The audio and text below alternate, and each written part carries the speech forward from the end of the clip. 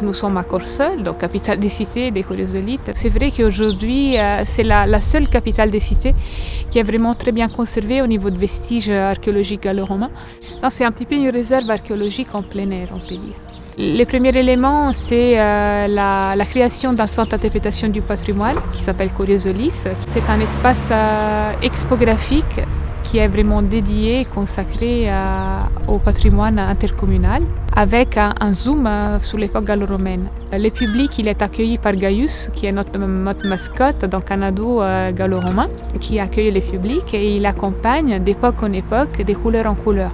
C'est une remontée dans les temps de l'époque contemporaine à la préhistoire et une présentation des différents patrimoines, donc matériels, immatériels et naturels, qui caractérisent les territoires en lien avec les territoires voisins.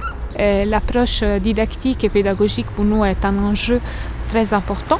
Curiosolis, le centre d'interprétation du patrimoine, est un espace polyvalent, on peut dire, donc des valorisations, des conservations du patrimoine et des productions culturelles et des liens sociaux par l'organisation des conférences, apéro-concerts, visites animées. Les deux autres éléments très importants sont l'aménagement paysager et la création des parcours d'interprétation sur deux sites majeurs des Courseulles. Donc les Clomulons, où nous nous trouvons aujourd'hui, donc une domus, donc une maison gallo-romaine.